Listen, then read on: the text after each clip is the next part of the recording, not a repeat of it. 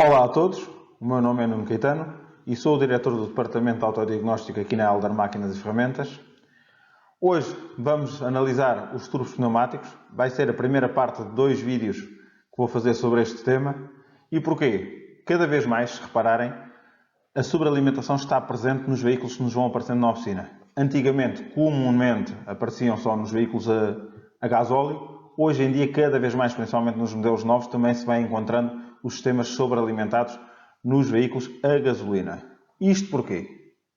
Se eu quero obter mais potência e manter a mesma cilindrada, ou até por vezes diminuí-la para tornar um motor mais leve, mais dinâmico, necessito, para além de introduzir mais combustível por cada ciclo dos pistões, também introduzir mais ar, mais oxigênio. Porque por muito combustível que eu introduza, se não tiver oxigênio para o queimar, não vai haver qualquer incremento na potência. Por isso, uma das maneiras que se encontrou de solucionar isso foi de sobrealimentar o motor. Isto quer dizer o quê? Introduzir mais oxigênio por metro cúbico que é introduzido. Como? Usando dispositivos que vão pegar na pressão atmosférica e comprimi-la para quê? Para que no mesmo espaço os átomos todos do oxigênio estejam mais juntos, o que quer dizer que para o mesmo volume vamos ter mais oxigênio disponível. Existem várias soluções para fazer isso. Vamos analisar agora aqui 2. Aos dispositivos responsáveis pela sobrealimentação do ar, ou seja, comprimir o ar que está à pressão atmosférica e sobrealimentá-lo de maneira a ir em alta pressão para dentro dos cilindros, chamamos, tal como o nome indica e lógico, de compressores. No caso do sistema à vossa esquerda, chamamos de turbocompressores, que são sistemas que são alimentados pelos próprios gases de escape, através de uma turbina, que é usada então a energia dos gases de escape para fazer essa compressão do ar. A partir daqui vamos começar a chamar estes sistemas de turbocompressor só de turbo. Depois também existem os sistemas chamados de compressor volumétrico. Aí é utilizada a energia mecânica do motor através de uma poli ligada à cambota ou outro sistema que rode coletivamente com a cambota e que assim produz também sobrealimentação. Tanto um sistema como o outro têm vantagens e desvantagens. Nesta apresentação, tal como eu já tinha dito, vamos nos focar na parte do sistema de gestão por turbocompressor, ou turbos, controlados por sistemas pneumáticos, seja por pressão, seja por vácuo. Ora, podem ver na imagem um esquema simplificado do princípio de funcionamento de um turbocompressor, em que temos a entrada de ar, o ar vai ser então depois comprimido pelo compressor, tal como o nome indica. Ao ser comprimido, o ar vai aquecer. Geralmente, e na maior parte dos veículos, é arrefecido ou através do intercooler, basicamente é um radiador que atravessado por ar para arrefecer esses gases, ou então, em muitos casos, agora, também por um watercooler. O watercooler tem algumas vantagens em relação, por exemplo, ao intercooler, porque enquanto o intercooler, o construtor tem que estar sempre preocupado com a sua colocação num sítio bem ventilado, de maneira a que o ar, durante a circulação, o atravessa, o watercooler pode ser colocado em qualquer ponto do veículo. Além disso, nos sistemas de watercooler, ou seja, em que o ar é arrefecido através de um circuito de água, é mais fácil controlar a temperatura de entrada do ar no coletor de admissão e, por isso, garantir um desempenho mais constante, independentemente da temperatura do ar externo que vai ser utilizado para arrefecer. Depois, os gases vão ser usados para a combustão, seja no motor a gasolina, seja no motor a diesel, e saem para o escape. Esses gases de escape é que vão fazer acionar a turbina, que está ligada pelo veio e que vai fazer rodar o compressor. Isto quer dizer o quê? Quer dizer que a velocidade de rotação do compressor, ou seja, a capacidade dele de comprimir ar, é diretamente proporcional à quantidade de gases de escape, ou seja, à sua concentração, se são ricos, se são pobres, se são mais quentes, se são mais frios, tudo isso vai condicionar o desempenho do turbocompressor. Quer dizer que quanto maior for a densidade dos gases de escape e maior a sua velocidade, também maior vai ser a capacidade do turbo em comprimir. Uma das grandes vantagens do turbo, por exemplo, em relação aos compressores volumétricos, é que não vai roubar energia mecânica ao motor para comprimir o ar, ou seja, está a aproveitar a energia dos gases de escape para conseguir obter esse desempenho. Ou seja, quanto mais for o fluxo de gases de escape, maior o volume de compressão. o que também leva depois a algum problema. Pode chegar a uma altura em que já atingimos o máximo de sobrealimentação, ou seja, o máximo de pressão de sobrealimentação que desejamos. E nessa altura isso vai ter que ser controlado para quê? Para evitar danos no motor e no próprio turbo. Dependendo da forma como a pressão é controlada no turbo, podemos classificá-los de duas formas. Turbo de geometria fixa ou turbo de geometria variável. Aliás, uma forma muitas vezes fácil de identificar se estamos perante um turbo de geometria fixa ou um turbo de geometria variável é através do cabeçote. Onde reparar que neste cabeçote pneumático à vossa esquerda o veio de controlo, que já vamos analisar com mais detalhe, está colocado na horizontal entre o compressor e a turbina, quanto que nos turbos de geometria variável está colocado a 90 graus em relativamente ao compressor e à turbina. Isto é uma das formas de nós conseguirmos identificar. Geralmente nos carros a gasolina os turbos que são utilizados são turbos de geometria fixa. Isto tem a ver com uma coisa. A temperatura de gás de escape dos motores a gasolina é bastante superior à dos motores a gasóleo. E isso provoca, no caso de um turbo de geometria variável de construção convencional, a sua degradação muito rápida. Existem algumas exceções de algumas viaturas de topo de gama e de alto desempenho a gasolina que utilizam turbo de geometria variável, mas são muito raras. Geralmente estamos a falar sempre do turbo de geometria fixa e é isso agora que vamos começar por analisar.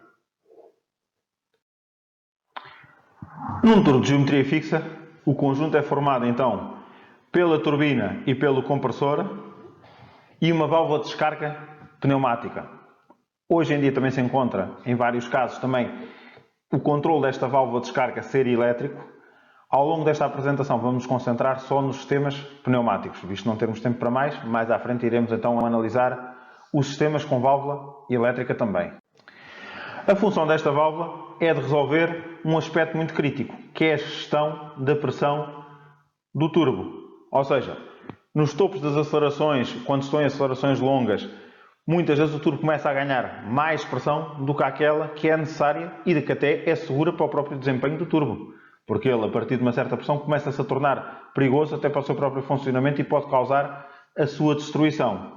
Bem como o motor também só está preparado para receber até uma determinada sobrealimentação. E então é esta a função da válvula. Descarregar todo o excesso de gases de escape que estejam a chegar à turbina, que vai acionar então o nosso compressor, de forma a que este nunca ultrapasse a pressão máxima desejada. Ou seja, esta válvula, muitas vezes chamada wastegate, ao começar a abrir vai fazer o quê? Vai permitir que os gases de escape saiam sem passar para a turbina, reduzindo assim a velocidade de rotação da mesma, quer dizer que também vai reduzir a velocidade de rotação do compressor, diminuindo assim a pressão de sobrealimentação que este está a criar. A regulação desta válvula de descarga wastegate pode ser controlada tanto mecanicamente como eletronicamente.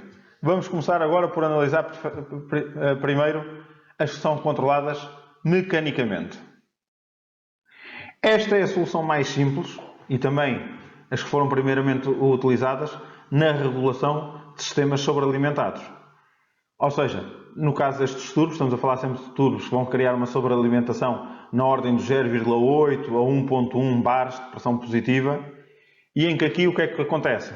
Temos a entrada de ar, temos o compressor a comprimir o ar, o intercooler e temos uma passagem de ar diretamente para a válvula pneumática, que tem uma mola calibrada, tal como eu estava agora a referir, dependendo dos modelos, mas na esmagadora maioria deles, entre 0,8 a 1,1 bares de pressão positiva, e então o que é que vai acontecer? Quando a pressão no coletor de admissão superar esse valor, a válvula de bypass, ou seja, a nossa válvula do wastegate, vai começar a abrir. Porquê? Porque a força da mola calibrada presente no wastegate vai ser vencida pela força do ar presente no coletor de admissão.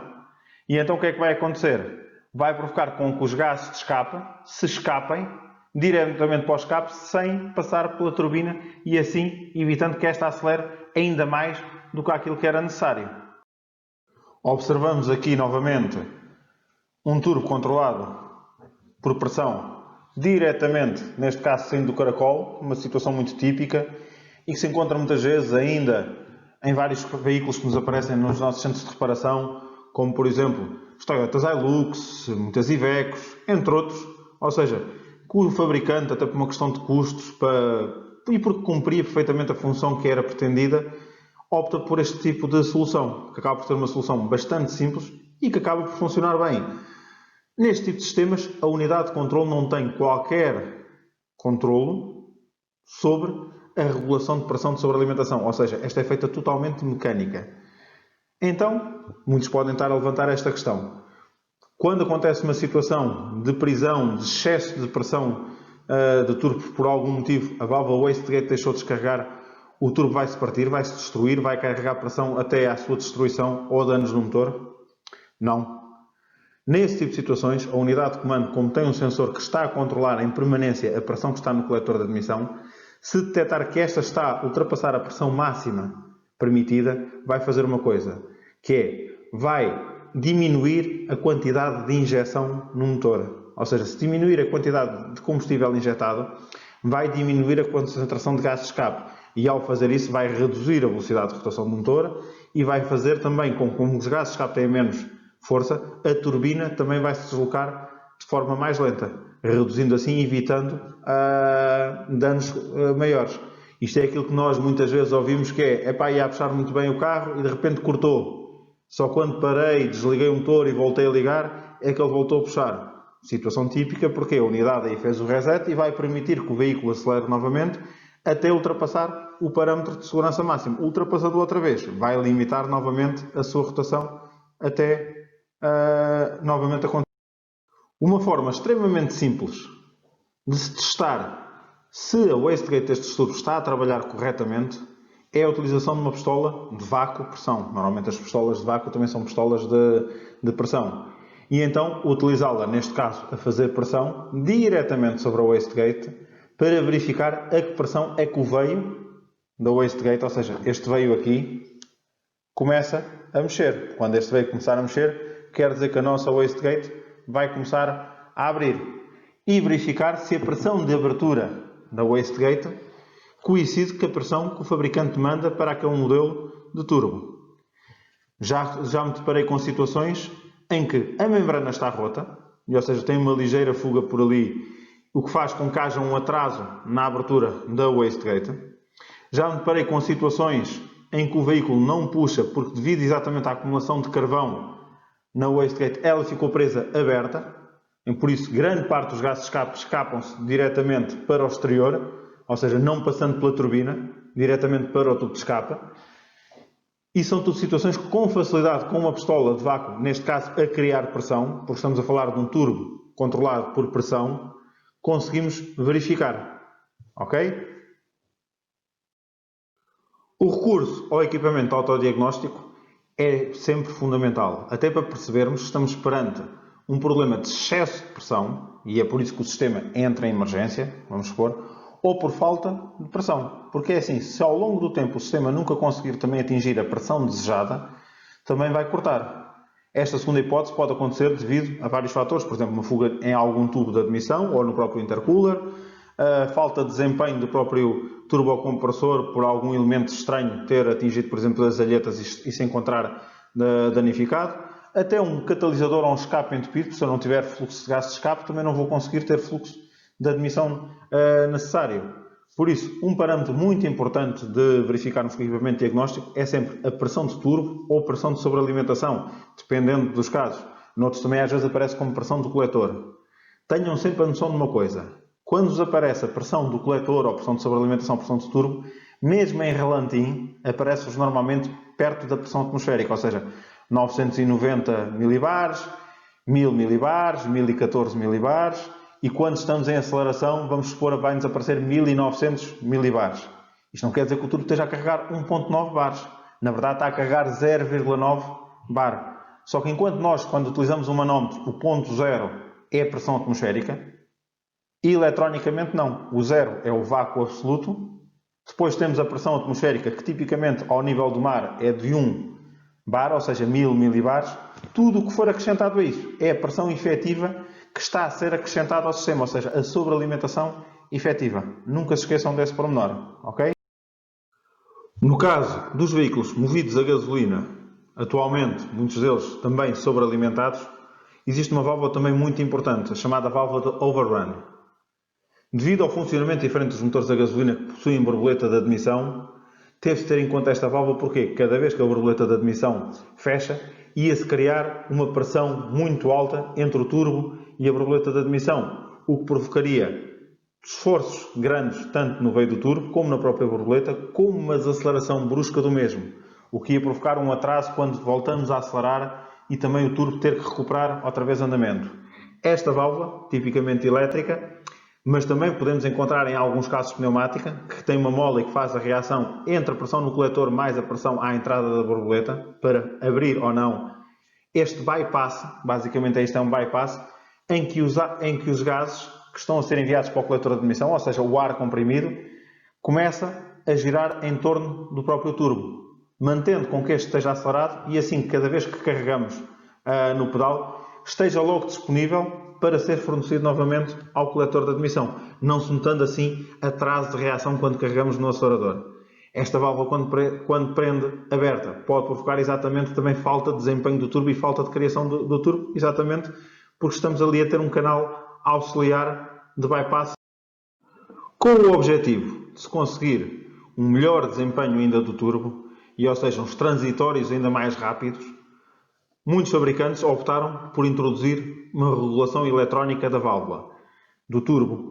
Para quê? Para conseguirmos uma situação chamada de overboost, ou seja, em que o turbo atinge uma pressão superior àquela, por exemplo, que a sua mola está pré-calibrada, fazendo com que nos transitórios de aceleração e durante algum curto tempo de espaço, a pressão atingida pelo turbo seja superior à pressão pré-calibrada deste. Por exemplo, um exemplo é este gráfico que estou aqui a apresentar, o mesmo turbo controlado eletronicamente, a linha vermelha que estão a ver por cima, ou seja, em que durante um transitório de rotação é atingida uma pressão superior de sobrealimentação, e o turbo controlado diretamente pela wastegate, ou seja, com a regulação mecânica, em que a partir do momento em que é atingido aquele valor, nada mais é obtido. Em situações de transitório em que necessitamos de potência rapidamente, por exemplo, numa ultrapassagem, numa entrada, numa subida, é importante às vezes termos este controle, este acréscimo de potência. E para isso foram introduzidas eletroválvulas, que tanto podem ser de pressão como de controle de vácuo.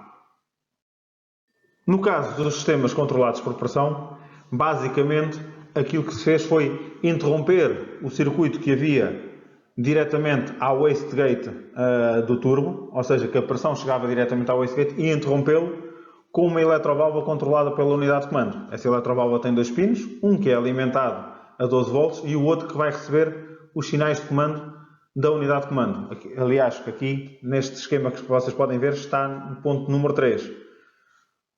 Ou seja, a unidade de comando vai dosificar a quantidade de pressão de sobrealimentação que realmente vai chegar à válvula do wastegate, permitindo que esta ceda a sua pressão de calibração sempre que é necessário.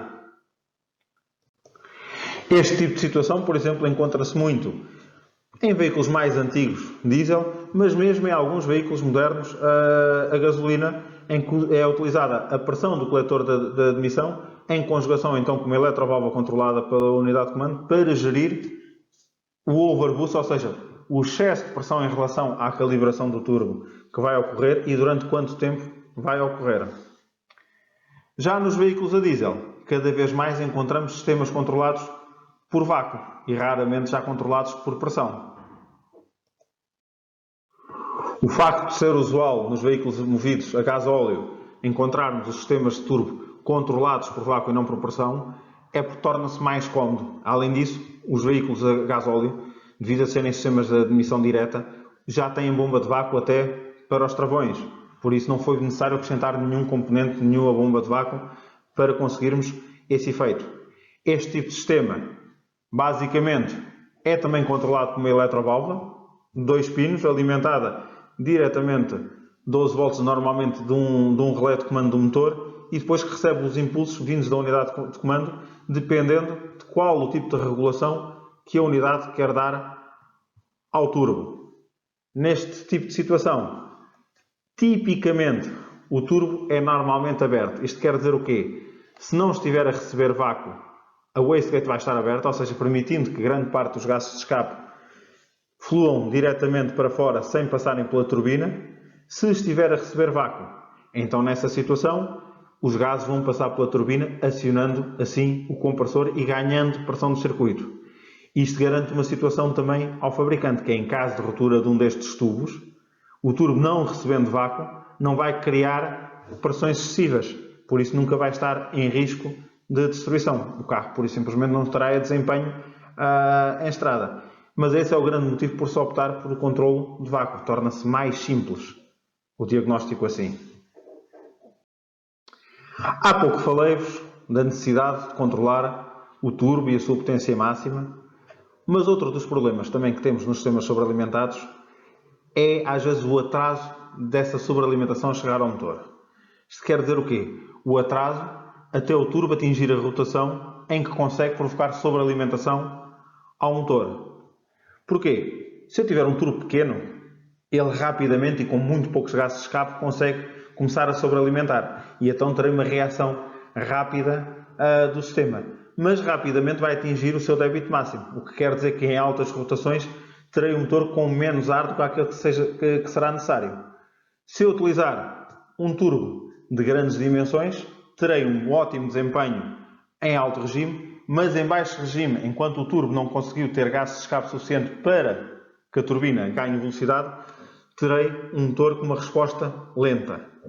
Então, uma das soluções encontradas foi o turbo de geometria variável, que se vai comportar como um turbo de pequena dimensão quando estamos em baixa rotação e vai se aproximar de um turbo de grandes dimensões quando estamos em alta rotação.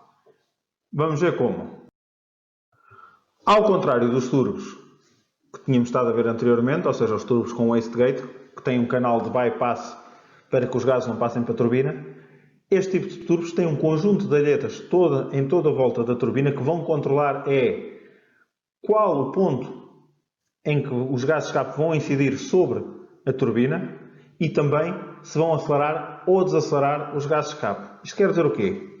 Uma situação como veem na imagem, em que o carro se encontra a baixa rotação, em que a concentração de gases de escape é baixa, ou seja, não está a haver um grande débito de combustível, por isso os gases de escape também têm pouca massa para fazer deslocar a turbina, as alhetas vão fechar. Ao fecharem, vão fazer com que os gases de escape ganhem velocidade. Porquê? Porque estamos a apertar o canal de passagem e também vão incidir sobre a ponta da turbina. Isto quer dizer que vai haver um efeito de alavancagem sobre a turbina, um efeito de binário sobre a turbina, permitindo assim a que o turbo se comporte logo com um alto desempenho, mesmo em rotações bastante baixas. Quando o turbo já se encontra perto da carga máxima que a unidade pretende, que o fluxo de gases é grande, então as alhetas vão direcionar esses gases para a zona mais central da turbina. Fazendo o quê? Se eu estou na zona mais central, tenho menos efeito de alavancagem. Quer dizer que nessa situação vou reduzir a velocidade de rotação da turbina. Vamos pensar numa coisa. Vamos pensar, por exemplo, se estou a desapertar a roda do carro com uma chave. Eu se estiver a fazer força sobre a ponta da chave, ou seja, quanto mais comprida for a chave, com mais facilidade eu consigo desapertar a porca da roda. Se eu tiver só com a chave de caixa a tentar desapertar à mão, não consigo. A força é a mesma, mas o binário é diferente. Aqui acontece exatamente a mesma coisa com os gases de escape. Na situação em que eu tenho poucos gases de escape, mas que eu os direciono para a ponta da turbina, estou a usar o efeito alavanca. Tenho mais velocidade e o sítio onde estou a colocar a minha força produz o efeito alavancagem. Aqui, quando já me encontro em alta velocidade ou com muito débito, ao direcionar os gases para o centro da turbina, estou a forçar que esta perca binário. Ou seja, que os gases não consigam transmitir mais binário e mais força à minha turbina e por isso assim controlar a pressão máxima que está a ser feita pelo turbo. O turbo de geometria variável é assim, na maior parte dos casos, composto por uma série de alhetas, todas colocadas em torno da turbina, que através daquela alavanca pneumática, no caso estamos a estudar, mas também já existem turbos em que essa alavanca é controlada eletricamente, pela unidade de comando, vão alterar então o ângulo de ataque dos gases em relação à turbina, tendo influência assim tanto sobre a velocidade dos gases de escape, sobre em que zona da turbina é que esses gases de escape vão incidir. Esta válvula é controlada tipicamente por vácuo, pela unidade de comando, por uma eletroválvula semelhante à que estávamos a falar para os turbos de geometria fixa, e que na segunda parte desta apresentação vamos ver como diagnosticá-la e analisá-la a ver se está a funcionar corretamente ou não. De referir que nestes turbos normalmente a pressão obtida também é superior, ou seja, enquanto quando estávamos a falar de um turbo de geometria fixa estávamos a falar de pressões atingidas máximas na volta dos 0,8 a 1,1 bares de pressão de sobrealimentação, aqui normalmente estamos a falar de pressões máximas na volta de 1,4, 1,45 bares de pressão positiva. Não se esqueçam que quando estamos a ler no equipamento de diagnóstico estas pressões, a pressão máxima será na ordem dos 2450 milibares. Não nos podemos esquecer que a pressão atmosférica é lida também, é tida em conta, ou seja, no manómetro o zero é a pressão atmosférica, mas no equipamento diagnóstico 1000 milibares, aproximadamente isso, é que é a pressão atmosférica. E isso tem que ter sido em conta quando estamos a analisar este tipo de situação. Chegamos ao fim então da primeira parte da nossa apresentação. Este vídeo foi um vídeo mais teórico para elucidar todos de como é que é o princípio de funcionamento dos turbos, tanto de geometria fixa como de geometria variável, e das várias soluções que há. Na próxima apresentação, ou seja, na segunda parte desta apresentação, iremos então, primeiro de uma forma semelhante a esta, falar um pouco de como funciona as eletroválvulas e como podemos fazer o seu diagnóstico, e depois fazer um caso concreto, um exemplo concreto numa viatura, em que vamos usar o equipamento diagnóstico e usar também a pistola de vácuo para diagnosticarmos e chegarmos à conclusão de qual o problema com que estamos confrontados. Obrigado por ter-me dispensado a assistir a este vídeo. Vejam estes e outros vídeos que temos para si na nossa página de YouTube e no nosso canal de Facebook. Muito obrigado.